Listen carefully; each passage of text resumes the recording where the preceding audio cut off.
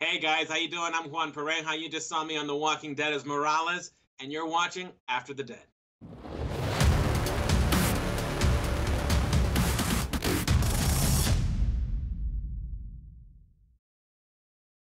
What's up, Comic Book Nation? What an amazing episode of The Walking Dead, guys. Episode 802, The Damned. Welcome to After the Dead. We're going to recap it. Charlie Ridgely's here, guys. I'm Brandon Davis. Call me BD.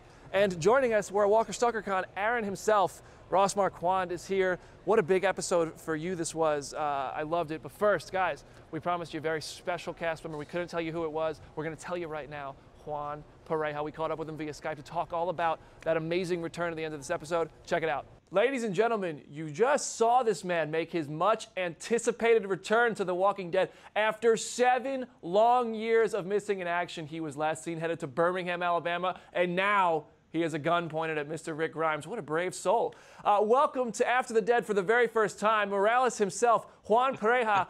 Juan, seriously, thank you so much for being here, and huge congratulations on the return to The Walking Dead. Absolutely. Thank you so much, Brandon, for having me. It's my pleasure to be here with you. And yeah, it's pretty exciting stuff, right? I mean, yes. So first of all, it's been a long time coming, and yeah, 7 or 8 years in the making, man. It really was. I mean, this took me right back 7 years to have you back there. It was so cool. So I mean, I have to ask, because you know, I've been rooting for this for so long. I've been talking to you about it online. I had absolutely no idea that this was going to happen. This was such a well-kept secret. So I want to know, for how long did you know you would be coming back to The Walking Dead? To be honest, I got a call in about the middle of spring, and it wasn't a definitive call. It was just like, should they come knocking, would you be interested? And I said, absolutely. Being a fan of the show myself, maybe showed perhaps a little too much eagerness from the get-go. But yeah, I was super excited. They gave me about a couple of months in saying this is a possibility. It's not a sure thing yet. And I was like, understood, no worries. Keep me posted. I'll definitely keep an eye out for any news from you guys. And then in the meantime, as soon as I got that little bit of a leadway and heads up of the possibility, I hit the gym and started my transformation so that Morales would be a formidable character on the screen whenever he did, if he did actually make the comeback. I'm telling you, man, and you've sent me some workout pics, man. I gotta say, I'm trying to get in shape myself. You're inspiration now, you look good. Thank you so very much. I appreciate that. It's been quite the journey, and never in a million years did I imagine I would be able to get to where I am. and we're not even done yet. So just exciting stuff. Well, keep it up. I got to get on that savior diet, apparently. So that kind of sets up my next question. Did you ever imagine like you would return to this show as a villain? I mean, as an enemy to your friend Rick Grimes? No, honestly, not in a million years. That was the last thing I was anticipating and expecting. And I was kind of kept in the dark until I showed up in Atlanta ready to shoot. I had no idea what was coming and basically what the writers had come up with. So it was a big surprise for me. And I've definitely been Team Rick all along. So it was some processing to work my way through. That's awesome, man. I want to know what that had to be like with Jeffrey Dean Morgan if you've met him as Negan. But we'll get to that because I want to know the last time you were on set for this show was 2010. So 7 years later, this must have been shot in May of 2017. You return. So what was it like to kind of like get back in action with Andrew Lincoln after so much time? He stayed with the show. You've been doing your own thing. And was there any other exciting reunions or cast members you were really excited to meet? Yes, I don't want to get too much into them, honestly, to not give too much away, but it was absolutely a joy to see Andy again, and it was like old times. It was a really nice to reconnect with him. It happened in the trailer before we got to shooting, as we were getting ready with the makeup, and it was really nice. It was really nice. It was it was like no time had passed at all. Now, what kind of stuff did you have to do to keep this a secret? Because I've talked to like Lenny James, and he said that when he came back to the show, he had to stay at an Airbnb, and the people had to sign a NDA that they wouldn't even tell he was there. So, I mean, to spot a high-profile actor like yourself on the set, I mean, that would have been headline news if anybody knew this was coming and nobody found out. Well, I mean, what did you have to do? To be quite honest, I think it was at that point there was not enough.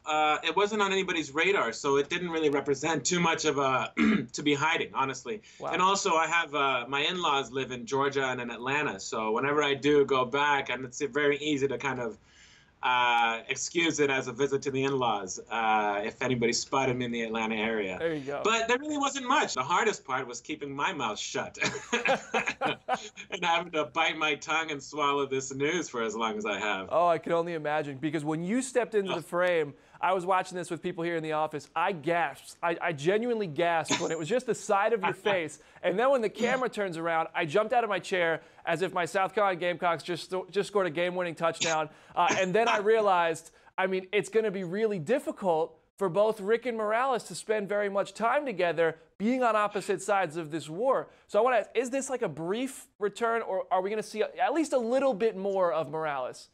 We'll see. We'll see. Like I said, I don't want to give too much away. We'll see a little bit more of Morales, and we'll see exactly how much. You guys got to stay tuned and see what happens. I can't wait. Now, I need to know, though, do you know where Morales has been? Because you disappeared for Birmingham, and now you're nowhere near Birmingham. We're up near D.C., closer to in Alexandria.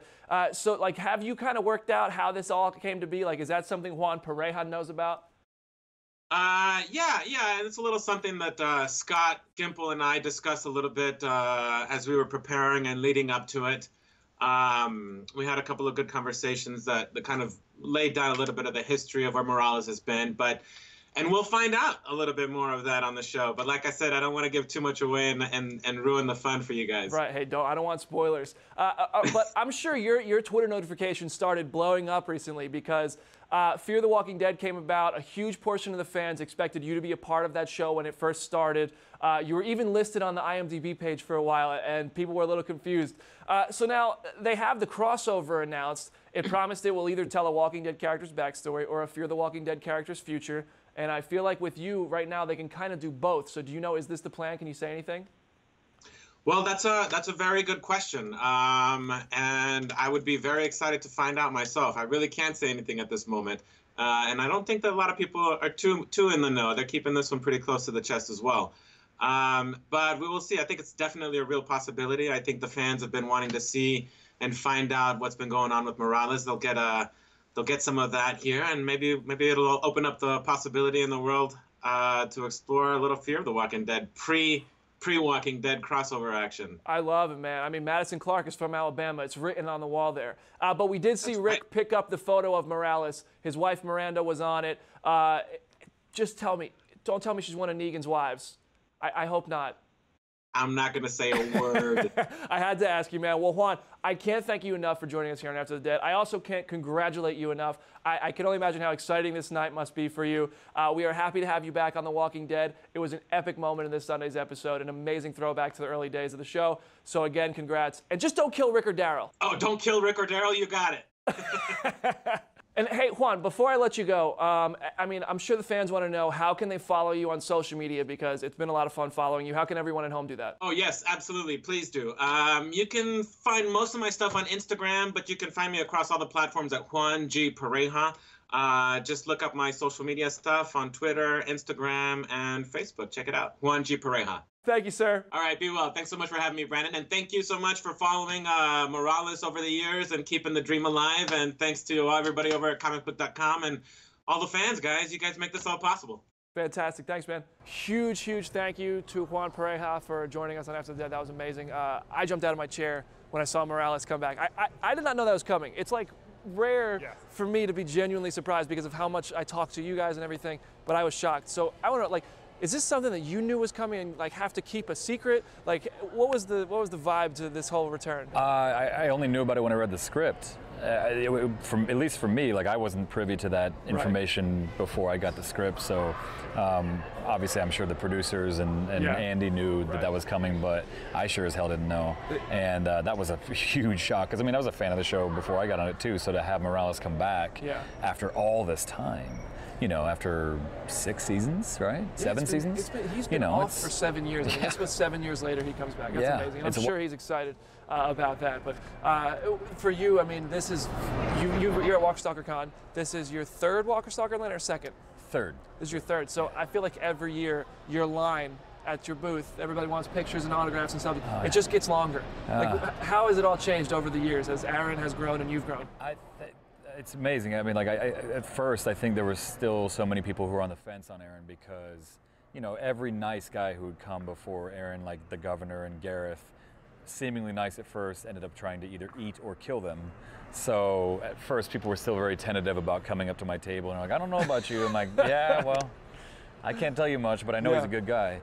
And now that people really realize that he is as good and as nice a person as everyone thought he was initially, I think it's given fans a greater ease of coming up and saying, hey, I love your work. Now that I know you're not a bad guy, it's wonderful, Nice. I think we actually pulled a good question of kind of about that, how this is all kind of. Vanessa on Twitter, which she's a handle that you remember all the time. At Hey Donuts. At Hey Donuts. Yes. So Vanessa wanted to know, when do you believe your character's defining moment was? Well, I think back to that point, it's the most defining moment for the fans and for Rick was when, they're in like, it was like 708 or 709, I want to say, and they're meant to go on that supply run by that lake, and Rick essentially just says, sit this one out, I'll take care of it, and Erin kind of gives him the side eye like, really? Yeah. After all I've done to not only take care of you, but also prove myself. You're really going to sideline me now? And then he goes and he, kicks over that fence, which he uses the oars to, swim through the dead. And I think that was a really important moment for Erin because, before he was never a passive leader, but he was certainly one that would acquiesce to a stronger leader if there was one present. And this time he's saying, no, I'm going to help. I've always been a leader in this community, so don't tell me to sit this one out. I'm going to help, and you cannot stop me. I think that was a really strong moment for him. I mean, and in this episode, it seems like that kind of gets exploited because he's basically a lieutenant in the Army. I mean, he's leading this group with Erik and everybody. It's an action-packed. Rosemary Rodriguez directed this episode. She did a phenomenal job. Oh my gosh. Phenomenal. I love Rosemary. Can we just say female directors are crushing it? Wonder Woman, Patty Jenkins. Rosemary comes out here, another female director crushing some action scenes. So props to Rosemary on that. Absolutely. But for you, I want to know what it was like. How did you kind of act this out, the moment where Erin discovers that Erik has been shot? I hated that moment. I mean, it's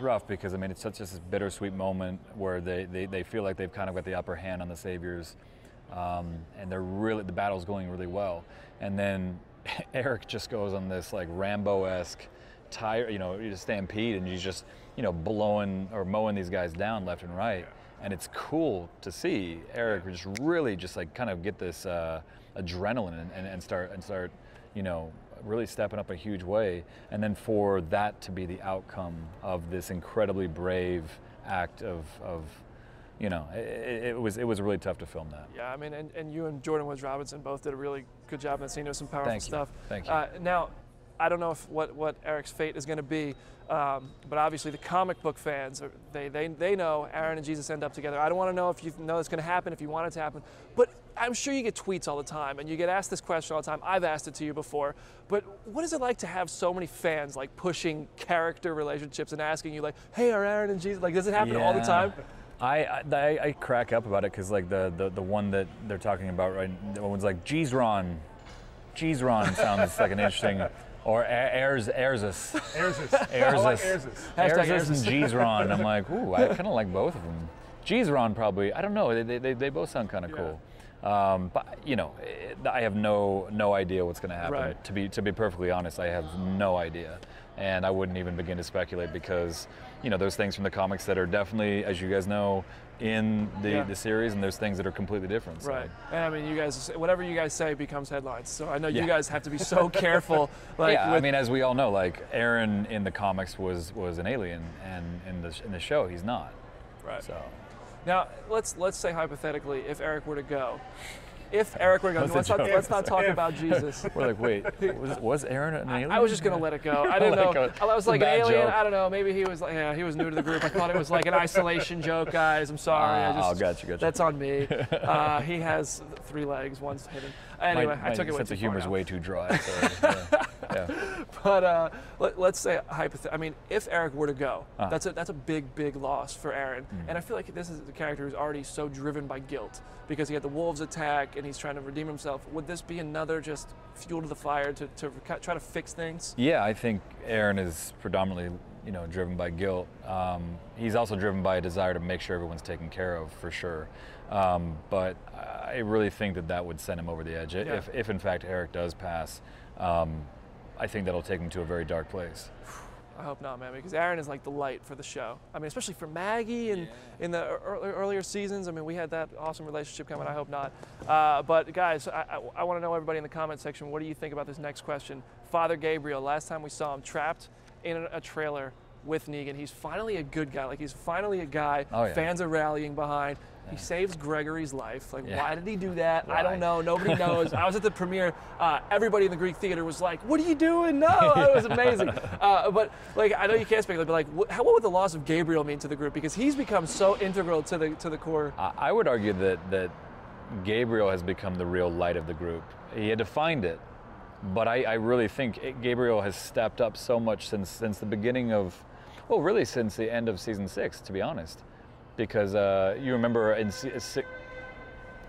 Walker Stalker, guys, you never know. 616, I think. Yeah, it was 616, Last Day on Earth or whatever. Yeah, where they're going in the RV, and he's basically saying, I will take care of Alexandria, I'll take care of Judith, and it's this wonderful moment where Rick looks at him and he's like, I know you will. And he trusts him, and ever since then, I think Gabriel has grown immensely, and he's someone that has really regained his faith, regained people's ability to like him and be a trustworthy member of the group, and I think that's awesome. I love it, man. That's the ultimate arc, because there was a time when Rick was pulling his flyers down. Yeah, and I'll tell you, like, I just love Seth's arc. Yeah, it's great because Seth is an amazing actor. Just to see him go this roller coaster of emotion, his arc is incredible. We asked all of Walker Stalker Con that question. We sent Charlie out on a mission to ask the people of Walker Stalker Con, what do they think is going to happen to Gabriel? Check this out, guys. What's up, guys? Charlie Ridgely here at Atlanta Walker Stalker Con 2017, and we're going to ask the fans what they think happened to Father Gabriel at the end of the season 8 premiere, and I hope he doesn't get the same fate I'm about to. Okay, and what do you think happened to Father Gabriel? I hope he didn't die. I hope he just picks up his gun and shoots Negan. Nothing. Nothing's going to happen to them. Nothing at all. They're both going to go, and they're going to get out of that whole zombie thing, and he's not going to kill Father Gabriel. Because you know why? Because I think he likes him. I think it could be something where his character dies, but I also kind of have this weird theory that, like, because they're surrounded by so many walkers, that Negan would prioritize saving himself. I think he's going to become a spy and help Rick. He could, like, kill Father Gabriel and then use his, like, body as, like, a lure away. I could see that happening because Negan's done some pretty terrible things. I think he's going to get clobbered. In the comic books, he obviously climbs the ladder, falls, and he dies. So I think it's going to be his turn to die by the hand of Negan. Push it up from the whispers and give him this? Yeah. Well, as you know, he's been hanging out with Daryl for a little while, so I think I taught him a little stuff. He gave him the roundabout, knocked Negan out, climbed on top of the trailer, and we're going to come and get him back. He's going to be A-OK. I hope we share the same fate. I think Negan's going to end up killing him. I hope not, but, I mean, he's not a very friendly guy, so. What do you think happened to Father Gabriel? Pennywise, any thoughts? I've been dead since season 4. Georgie, what do you think happened? He's gonna help Negan escape. I want to say that he has the big guy upstairs on his side, and I think Negan's actually going to let him go. Negan's actually going to give him an opportunity to find a spot and let him out. I've got an idea, but if I were to tell you that, I'd have to come and visit you and give you a little I think he'll fight his way out. I think he dies. I think he's definitely going to get Lucille, but not for what happened. I think he's going to get it because he lied about Maggie. I think he's going to be a hostage. I think that Negan is going to use him as a pawn, as I say, to come to negotiation with Rick. Well, I full well do believe that he may or may not have so. Now, do you guys have any theories about what might have happened to Father Gabriel after when he got in the train car? Yeah, I think he's going to join up with Negan. Really? Yeah, I think he's going to do like Eugene did. I think that he is working with Negan. I think that Gabriel's always been kind of a traitor, so I think Negan's gonna send Father Gabriel back to Alexandria to get Rick's plans on attacking the sanctuary for a second time. Okay, and what do you think? I think they had a sleepover. I think it's going to be pretty lit. We're calling Gabriel a mole, and I'm on Team Gabriel. I think Gabriel's a good guy, but they're saying he didn't shoot Negan. He must be with Negan. What do you think of this? I just think that Gabriel is a bad shot. I think that's about that's as deep as it gets. He couldn't hit the ocean if he was standing on the side of a boat and leapt. That's all right. It just means that he can't shoot. It doesn't mean that he's in cahoots. I've heard some things about in cahoots, which would be an interesting story twist, by the way, an alternative universe. But I don't really see that happening. I hope you got your pants on. Your pants. I hope you're wearing them, because you're going to be your pants. I don't know, man. I really hope Gabriel survives. I think I've said that enough on Twitter. Ross clearly is on the survive Gabriel train. Absolutely. We have one last question from you guys that you tweeted. Charlie, what is it? All right, so Luis Brown on Twitter. Ross wants to know how's Luis? What age. Tell him what's up. I guess she's doing great. Oh, Luis. Luis. I thought it was L-U-I-S or I-Z. Yeah. Copy Luis. that. Luis. The orange picture. Yeah. Yeah. Luis Brown wants to know, what age did you begin impressions, and did that have anything to do with your decision to be an actor? Yeah, I started around 6 or 7. My brothers used to beat the crap out of me, and sometimes your family dynamics are kind of heavy with stuff happens, and I definitely took it upon myself to be the kind of tension breaker of the family. So I watched a lot of Johnny Carson with my parents, and Johnny always seemed to bring a lot of joy and light to them. And so my first ever impression was Johnny Carson, and that's where it came from. Nice. Have you ever busted out an impression of one of your cast members, like characters, in front of them? Because I feel like everybody has done an impression of Negan. Everybody's done a Negan impression at some point in their lives. Lean as far back as you can. Oh yeah. Oh, that gangster lean. Yeah. I have done Norman for Andy once. And I will never do it again. Andy thought it was quite good, but it's my policy. I don't do it. I don't do it for people. Because it can backfire. It can definitely backfire. Yeah, well, man, we appreciate you coming out here. We'll spare you the impression request. Okay. But thank you so much for joining us on you. After the Dead. Charlie, man, thank you for being here. Everybody at home, thanks for watching. And huge shout out to Juan Pareja. Congratulations on the return to The Walking Dead. Yep. And thanks to Juan for joining us. If you missed it, go to the top of the show. Watch After the Dead every Sunday night. I'm Brandon Davis. I'll see you guys next week.